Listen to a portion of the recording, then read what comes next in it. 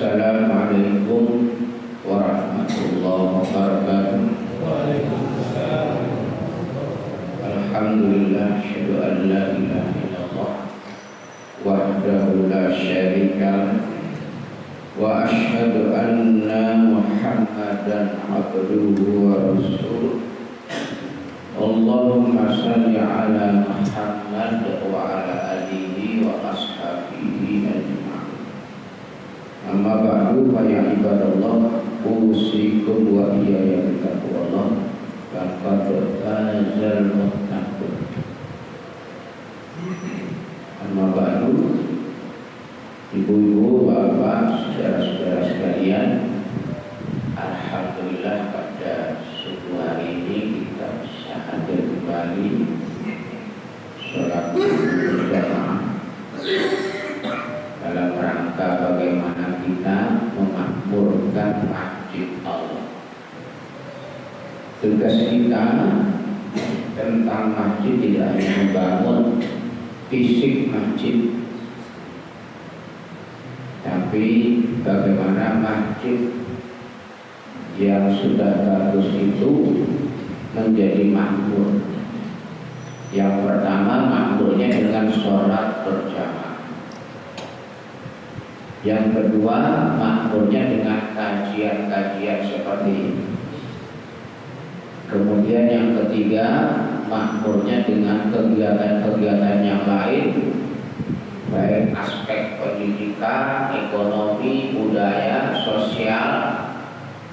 Nah, sehingga masjid itu terus ada kegiatan dan memakmurkan orang di sekitar, sehingga nilai-nilai rahmatan lil alamin itu bisa terwujud, rahmat bagi seluruh alam.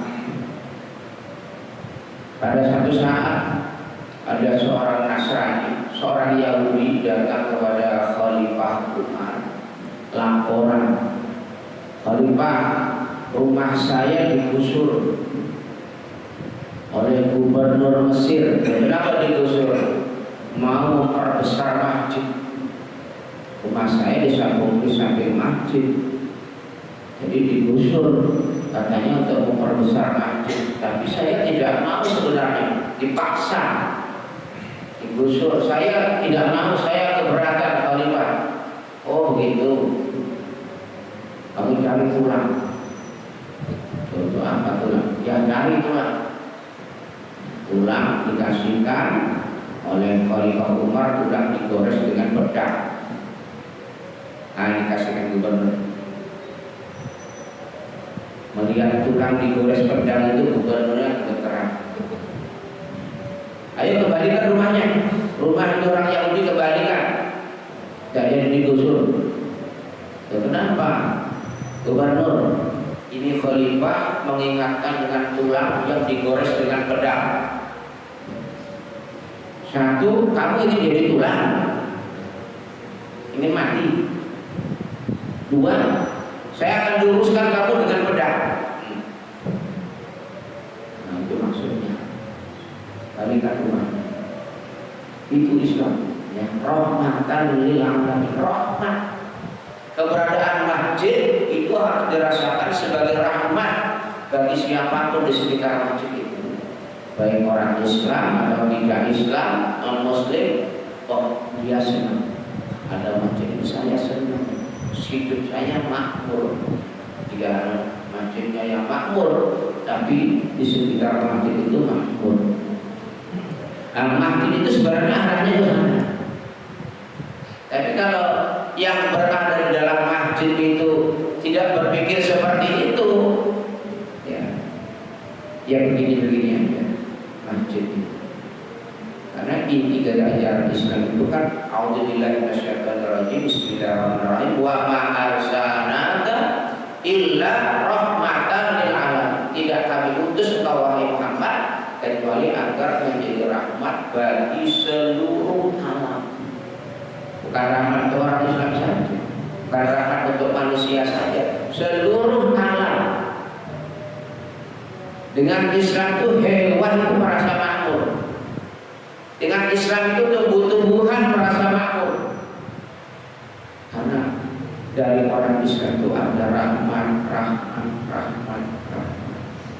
Perang dalam Islam itu juga menyebar rahmat.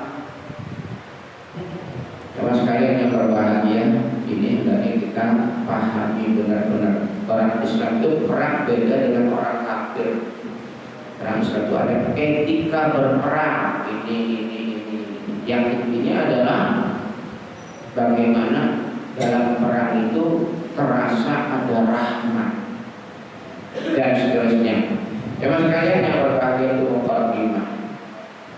Subuh hari ini kita mengkaji surat Hud ayat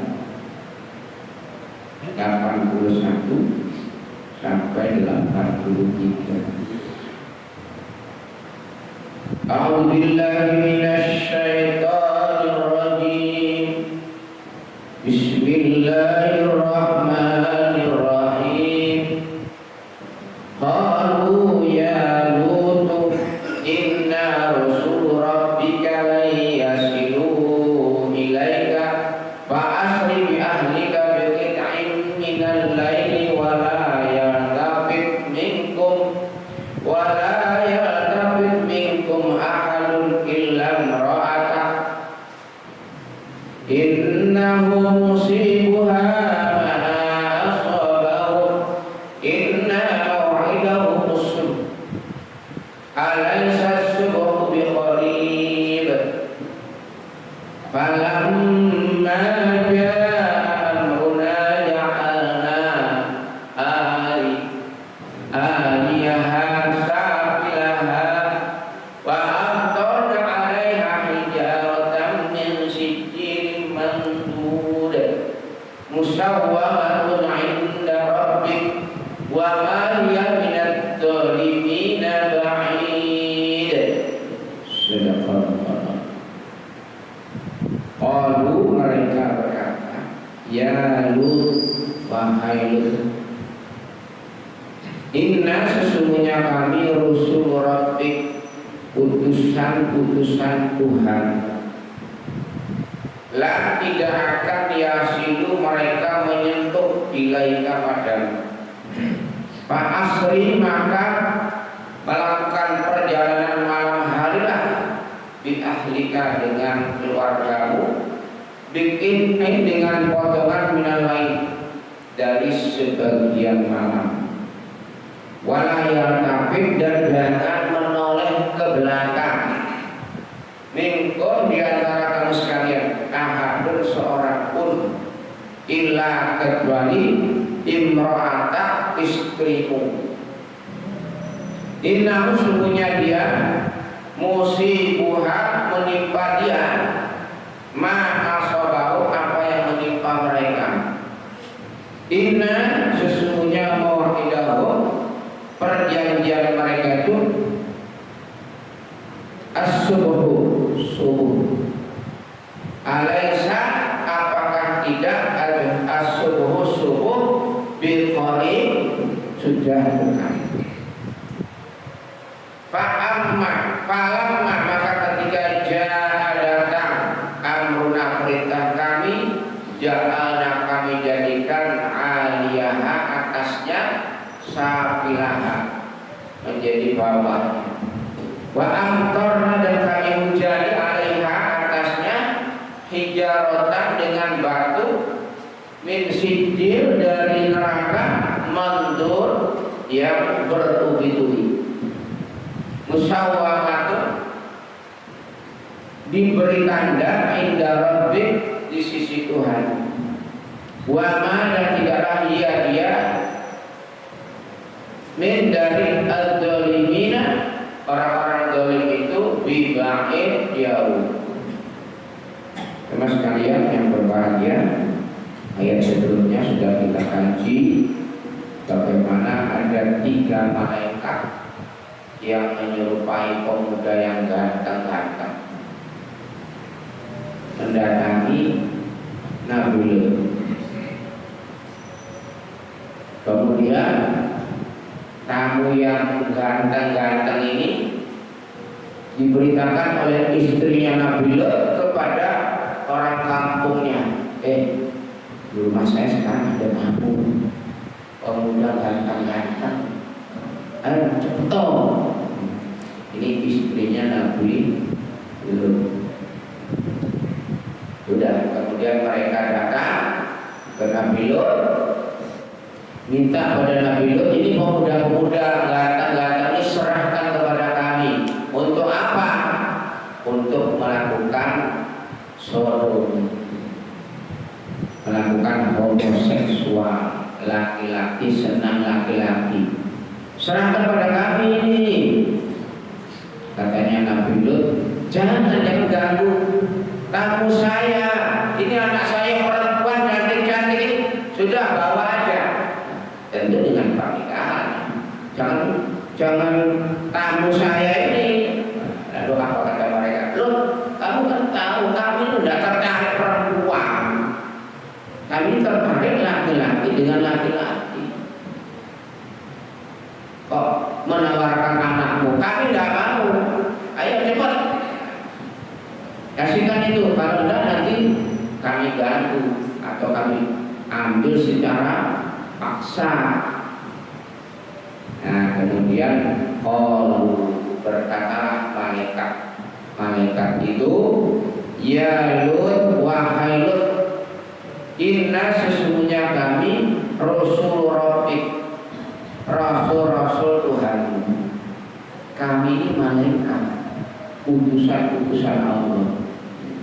Oh malaikat kemuliaan, tapi mereka tidak tahu. Coba sekalian, kita sendiri itu sebenarnya itu bisa didatangi malaikat, bisa berupa apa saja yang bisa jadi kita tidak tahu. Jadi pada saat Buya Hamka di penjara, zamannya Bung Karno, itu jaksanya juga ngomong, Buya sampai ini sebenarnya nggak salah. Saya tidak bisa mencari pasal-pasal untuk menghukum sampean. Tapi ini masalah politik, jadi saya tidak tahu Buya kapan keluar. Nah keluarnya memang kan sesudah Bung Karno-nya jatuh, ganti pemerintahan Pak Harto, nah baru Buya Hamkanya keluar. Nah pada waktu Buya Hamka berada di penjara, beliau sakit lalu ditempatkan di ruangan khusus, tidak dikumpulkan orang lain, di ruangan khusus dan dijaga khusus. Di tempat situ ada kursi. Ini sudah saya ceritakan juga ya, bagi yang sudah mendengar, yang belum, karena ada di bukunya Buya Hamka. Tapi saya bukunya tidak tahu, yang cerita itu anak asuh saya, dosen ilmu mana. Jadi dia baca bukunya Buya Hamka, terjadi seperti itu. Jadi Buya Hamka sakit di ruangan situ, sini ada kursi, ada penjaga khusus. Tapi penjaga khusus ini tidak duduk di kursi itu, jadi riwari aja. Itu ada kursi kosong, tapi tidak duduk di situ dia. Nah kemudian ditanya, sampai tidak duduk di situ dan tidak sampai kan riwari duduk kok? Tuh, kamu tidak lihat kan? Di kursi itu ada yang duduk. Tuh bajunya putih. Nah, tapi orang lain tidak lihat, dia yang lihat. Nah kemudian dia cerita, ya, pada saatnya dia cerita Buya Hamka, katanya Buya Hamka itu malaikat. Berdasarkan surat Fussilat, ya, ayat 30 sampai 32, orang yang istiqomah itu akan dituruni malaikat yang berkata, kamu jangan takut, jangan sedih, kami pelindungmu di dunia dan di akhirat. Dengan izin Allah. Nah, ini malaikat turun. Jadi bisa, oh itu laki-laki ganteng, tapi kita tidak tahu itu malaikat. Ya bisa begitu. Atau dalam bentuk apa? Dengan izin Allah. Nah di sini kepada Nabi Lut, pada Nabi Ibrahim, Nabi Lut datang 3 orang malaikat menyerupai laki-laki yang ganteng-ganteng. Katanya mereka, Ya Lut, wahai Lut, inna rasul rabbik, sungguhnya kami ini utusan Tuhan.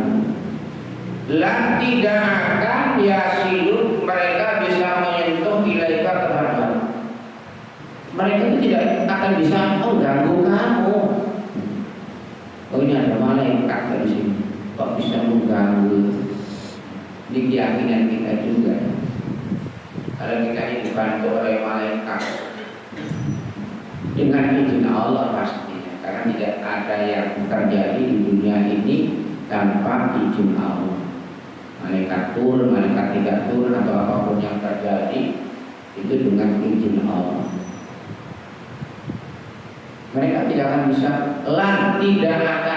mereka tidak akan bisa menyentuh kamu, akan bisa mengganggu. Nah, Pak Asri, maka sekarang kamu pergilah malam ini, lakukan perjalanan malam. Asri itu sama dengan Isra, ya. Isra Mi'raj. Isra itu perjalanan malam, Mi'raj lain. Pak Asri, maka berjalanlah kamu malam ini keluar, biahlika dengan keluargamu, biqit'in minal lail, dengan potongan dari malam ini, malam yang tersisa itu. Kamu keluarlah dengan keluargamu. Wala yaltafit, dan jangan menoleh ke belakang minkum dari kamu sekalian, ahadun seorang pun, illa imra'atan, kecuali istrimu. Nah, nanti keluar dari kampung ini malam ini, jangan menoleh ke belakang kecuali nanti istrimu bertolak oleh ke belakang. Ya, kenapa begitu? Ya tadi itu, kalau tamu nak omai kabar, tamu kamu cepat. Nah, itu nanti ditunjukkan oleh Allah hukumannya untuk dia di dunia. Nah, di akhirat nanti masuk neraka. Ini istri Nabi ingkar. Kalau istrinya Fir'aun muslimah masuk surga, pembantunya Masitoh masuk surga, istrinya Fir'aun itu Asia masuk surga. Kalau istrinya Nabi Nuh dan anaknya masuk neraka, istrinya Nabi Lot masuk neraka. Gak mesti ya. Anaknya kiai jadi penjahat, anaknya penjahat jadi kiai. Ya. Hari ini jadi kiai, besok masuk penjara. Hari ini jadi penjahat, besok jadi kiai. Joisa itu atas izin Allah semua. Nah nanti istrimu ditolak, apa sih? Kok disuruh keluar, apa sih? Nah karena Allah itu nanti kemudian terlambat dia keluar dari kampung. Innahu, sesungguhnya musibuha, menimpa dia, ma'asabahu, apa yang menimpa mereka. Nanti istrimu itu akan ditimpa apa yang akan ditimpakan kepada kaummu itu yang homoseks itu. Nanti akan ditimpain adab istrimu itu. Ini diberitahu supaya juga tidak kaget ya. Tuh, ini Nabi kok meneh. Sudah diberitahu. Karena Nabi Nuh itu pada waktu anaknya ditenggelamkan, itu Nabi Nuh berkata, ya Allah, itu anakku ya Allah. Ngomong-ngomong ya nggak salah ya. Tapi kalau Nabi berkata begitu, maksudnya itu anaknya Nabi. Anaknya Nabi kok ditenggelamkan. Kadang-kadang memang orang tua itu kan kalau saya ini jadi menteri atau jadi apa pejabat, kalau anak saya ngobrol orang lalu ditahan oleh polisi, nanti saya kan nelpon pada Pak polisinya, Pak, ibu anakku loh ya. Oh iya Pak, aku tak tahu ya, karena anak menteri ya. Kalau anakku Pak, anak orang biasa, oh iya tak tahan. Anak orang biasa nelpon komandan. Tapi kalau anak menteri, itu anakku loh, oh iya nanti saya keluarkan Pak. Nah, itu kayak Nabi Nuh itu anakku, maka kata ya Allah bukan anakku. Ya secara akidah, dia ditenggelamkan. Ini juga istrimu, tapi dia melanggar. Nah, nanti dia kena azab juga bersama orang kampung. Inna mau'idahu as-subuh. Sesungguhnya perjanjian siksa itu subuh. Nah, ini malam belum subuh, tapi sebentar lagi kan subuh. Nanti turun itu janji Allah itu, siksa itu. Alaysa subuh biqarib? Apakah tidak subuh itu sudah dekat? Nah, ini sebentar lagi subuh, orang tua keluar dari kampung ini, karena subuh nanti terjadi itu.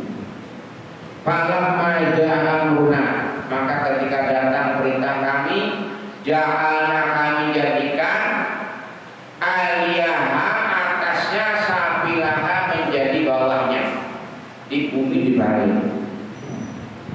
Ya apa? Pokoknya yang jelas yang tadinya di atas jadi jatuh ke bawah. Apa ambles atau yogo?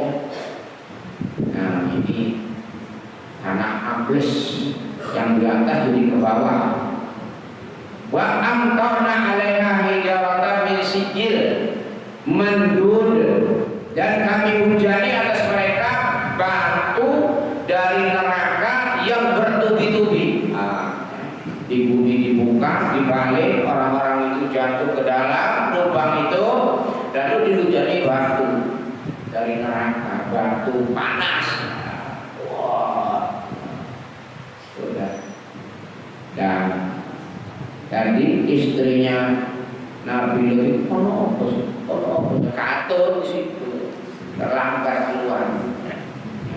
Kemudian juga dihujani batu dari neraka itu.